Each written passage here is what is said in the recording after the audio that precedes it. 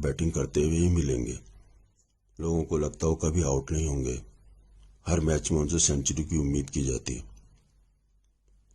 लेकिन फर्क इतना कि जहां वेस्ट इंडियन फास्ट बॉलर्स के सामने उनके फील्डर्स 15 से 20 गज पीछे खड़े होते और बल्ले के किनारे का इंतजार करते, वहां हमारे एकनाथ सोलकर बल्ले को करीब करीब छूते हुए क्लोजिंग फील्डर के रूप में खड़े होते और हर उस बॉल को कैच बनाने की कोशिश करते जो बल्ले को छूती।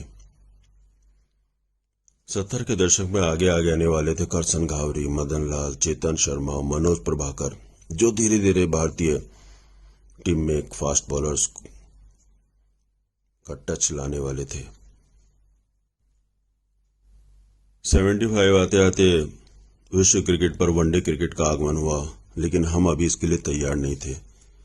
75 और 79 के वर्ल्ड कप में हम कुछ खास कर नहीं पाए।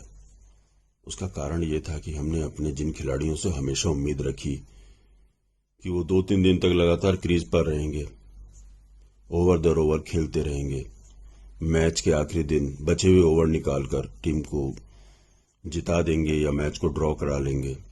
अचानक हम उनसे उम्मीद करने लगे थे रातों रात फटाफट क्रिकेट की, हर बॉल पर शॉट लगाने की। लेकिन बदल रहा था फिर क्रिकेट। 70 का दशक खत्म होते होते आने वाला था 80 का दशक, और अब हमें चाहिए था एक ऐसा खिलाड़ी जो 175 रन भी बनाए, जो अपनी आउट स्विंगर्स से 5 विकेट भी ले और जो 25 गज दौड़कर कैच भी लपके। और 80 का दशक आते आते 79 में आगमन हुआ कपिल देव का, जो फिर से भारतीय क्रिकेट को एक नई दिशा देने वाले थे, वनडे क्रिकेट का बादशाह बनाने वाले थे।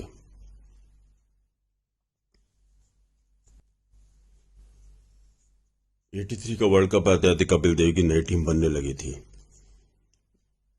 गावस्कर, श्रीकांत, यशपाल शर्मा, मोहिंदर अमरनाथ, संदीप पाटिल, मदन लाल, बलविंदर सिंह संधू, मनिंदर सिंह, रॉजर बिन्नी, वेंग सरकार, किरमानी। और इस 83 में इस टीम ने जीता वर्ल्ड कप। फिर बेंसन एंड हेजिस, यानी निकल पड़े हम वनडे की राह पर। लेकिन 70 के दशक के टेस्ट मैचेस अभी भी चल रहे थे और ये दौर चलने वाला था 87 तक, सुनील गावस्कर साहब के जाने तक। 80 का दशक खत्म होते होते आने वाला था एक ऐसा खिलाड़ी जिसके अंदर थी सुनील गावस्कर जैसी कलात्मकता, कपिल देव जैसा एग्रेशन और अपनी खुद की निडरता, जीवट। और वो था सचिन तेंदुलकर। लेकिन बीच के कुछ साल इस दौर के क्रिकेट को उस दौर के क्रिकेट से मिलाने के लिए कपिल देव, रवि शास्त्री, नवजोत सिंह सिद्धू, श्रीकांत टीम को लेकर आगे चल रहे थे। और 90 का दशक आते आते आगमन हुआ सचिन तेंदुलकर का। लेकिन हम अपने इस 70 के दशक के क्रिकेट को ऐसे ही याद रखें उन ट्रांजिस्टर के दिनों को, जब एक एक रन पर खुश होते थे लोग, एक दूसरे को स्कोर बताते और पूछते। और एक सवाल जो उन दिनों देश में सबसे ज्यादा पूछा जाता वो था सुनील गावस्कर है ना। और जब मैच के आखिरी दिन बचे हुए ओवर निकाल लिए जाते या बचे हुए रन बना लिए जाते तो देश में होता एक अद्भुत उल्लास। जब टेस्ट मैच के शाम का खेल समाप्त होने पर कमेंटेटर जसदेव सिंह या सुशील दोषी अनाउंस करते कि आज का खेल समाप्त होने पर क्रीज पर नाबाद है सुनील गावस्कर 106 रन बनाकर, तो देश एक अजीब निश्चिंतता के साथ सोता। किसी को कोई चिंता नहीं, कितने भी रन बनाने हो, कितने भी ओवर निकालने हो, सुनील गावस्कर है ना। 70 के दशक के क्रिकेट के रिकॉर्ड भी अपने थे। हाईएस्ट रन, मैक्सिमम रन्स के पार्टनरशिप। अभी छक्के लगाने, उनकी लंबाई नापने पर ओवर रन, आस्किंग रेट आए नहीं थे। 90 के दशक से लेकर और आने वाले कई दशकों तक क्रिकेट को आगे लेकर जाने वाला खिलाड़ी के आने में भी समय था। तो चलिए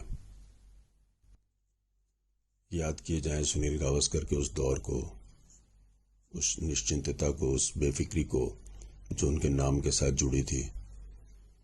कैसे वो 2 दशकों तक विश्व के सबसे तेज गेंदबाजों को खेलते रहे और टेस्ट क्रिकेट को लेकर आगे चलते रहे, जिन्होंने दिया कपिल देव को। कपिल देव ने वनडे की टीम बनाकर खेल को आगे लेकर गए और लेकर गए T20 तक सचिन तेंदुलकर।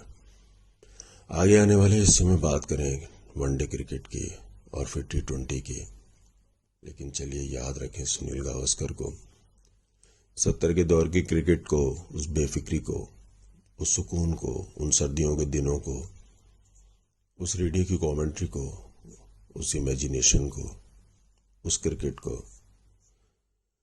तेजी के साथ दौर बदल रहा था। अब तो अमिताभ बच्चन भी कहने लगे थे, भाई तुम साइन करोगे या नहीं।